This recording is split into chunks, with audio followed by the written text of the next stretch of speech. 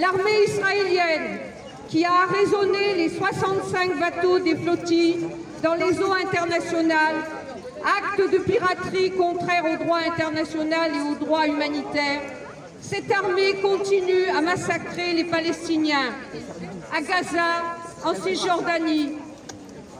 Son programme impérialiste, suprémaciste, s'abat sur le Liban, bombardé tous les jours, sous prétexte de combattre le Hezbollah. En fait, pour accaparer le territoire libanais dans le Grand Israël.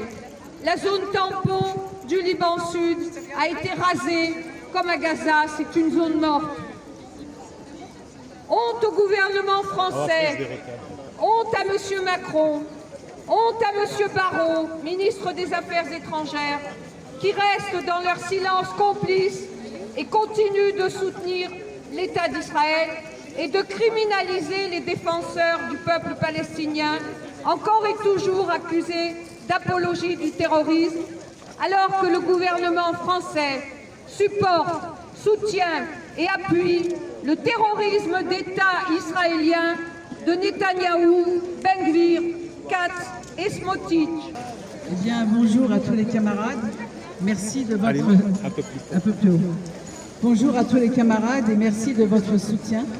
C'est votre soutien qui nous a permis aussi de tenir le coup, parce que nous savions que nous n'étions pas seuls et que nous avions partout en France, en Europe, en particulier à Argenteuil, des gens qui étaient là avec nous en pensée, en prière et surtout dans le combat, déterminés comme nous.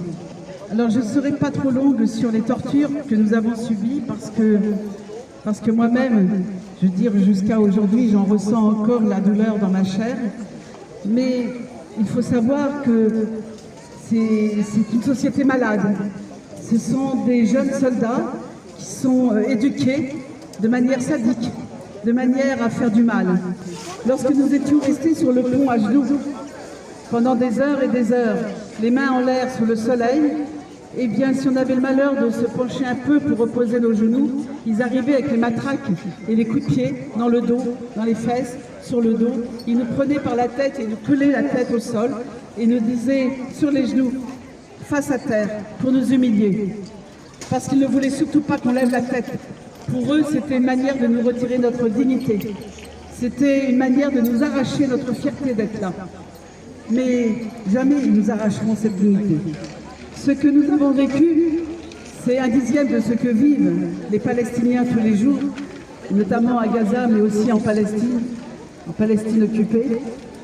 Et je peux vous dire que ce que nous avons vécu était déjà pour nous très important, parce que malgré la douleur, malgré, je veux dire, c'est vrai qu'on a quelques camarades qui ont craqué, des camarades pourtant, une camarade médecin, la sœur d'ailleurs de la présidente irlandaise, qui était avec nous, qui a craqué aussi, mais qui a craqué en pleurs. Et en fait, ces pleurs, c'était aussi une manière de se renforcer. Je veux dire, au total, on devait être à peu près 450. Et ils nous jetaient du pain rassis au sol, comme si on était des chiens.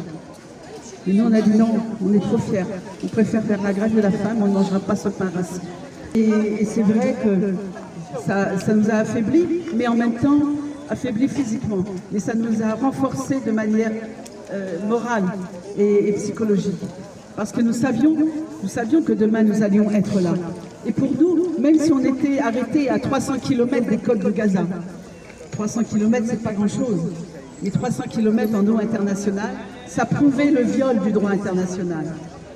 Et pour nous, ça prouvait qu'on était là et qu'on avait brisé le mur du silence. Car le blocus, c'est pas seulement le blocus de Gaza, c'est le blocus des médias, des responsables politiques, c'est le blocus de tous ceux qui aujourd'hui ne veulent pas qu'on regarde dans la direction des Palestiniens. Et nous avons réussi à bloquer, à casser ce blocus. Et c'est ça qui était important. Et des menottes tellement serrées que mon bras a saigné et que j'ai fait une entorse. Et un des officiers israéliens, qui parlait arabe d'ailleurs, m'a dit « Scout ». Alors j'étais en train de saigner du poignet. Et c'est là que tu t'aperçois qu'ils sont inhumains, c'est des sauvages. Ils veulent nous déshumaniser parce qu'eux ne sont plus des humains. Eux sont des robots qui exécutent des ordres. Et ils veulent nous déshumaniser. Ils veulent nous humilier. Ils veulent nous retirer toute notre dignité. Et je vous parlerai d'autres sévices. J'ai échappé, peut-être grâce à mon âge, au viol, mais d'autres l'ont eu. Et ça a été très dur. C'est quand ils nous ont emmenés, hommes et femmes mélangés, jeunes et vieux, à moitié nus, parce qu'on est tous un peu pudiques, c'est normal, et qui nous ont emmenés vers des endroits. C'est trop dur, je ne peux pas en parler maintenant. Excusez-moi. Notre capitaine est encore là-bas à l'hôpital. Il a été opéré en urgence la nuit par l'hôpital d'Istanbul. Il avait un poumon et le sternum écrasé, avec une côte cassée. Et il fallait résister. Alors on se tenait les mains avec les copains et les copines. On se serrait les mains, on se regardait. On n'avait pas le droit de parler, mais on se regardait. On disait courage, courage, courage. Il y a les Palestiniens, courage. Et c'est vrai que ça a été...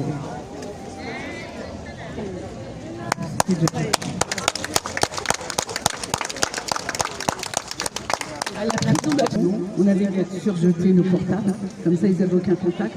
Tous nos portables sont dans la Méditerranée. Je veux dire, c'est pas bon écologiquement, je reconnais, mais on n'avait pas le choix, parce qu'il n'était pas question de leur laisser nos contacts. Et puis, à la prison, ils ont refusé que les consuls rentrent.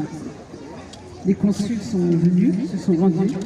Ils avaient eu soi-disant l'autorisation officielle du ministère, mais le directeur de la prison a refusé de les faire rentrer.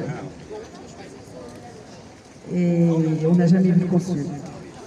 J'ai eu un avocat qui était d'origine palestinienne, qui s'appelait Mohamed Awad, d'ailleurs je me souviendrai toujours de son nom, de nationalité israélienne, parce qu'il est inscrit au barreau de Tel Aviv et qu'il est obligé d'être israélien pour cela. Et il m'a dit quelques mots. Il n'avait pas le droit de me parler en arabe, il avait le droit de me parler qu'en anglais. Et il y avait une traductrice française, franco-israélienne, qui vit à moitié du temps en France et en Israël, qui est venue faire la traduction. Et cette traductrice, finalement, c'était celle peut-être qui a été la plus humaine. Parce qu'à un moment donné, ils ont essayé de me faire dire des choses de force, en me blessant, en me tapant la tête sur la table, à plusieurs reprises. Et elle m'a regardée, elle m'a dit « Madame, vous n'êtes pas obligée de répondre ». Preuve que quelque part, elle a été plus humaine que les autres. Et donc à chaque fois qu'il me relevait la tête, je disais « No comment ». Il me rebaissait la tête sur la table, il me la relevait, je disais « No comment ».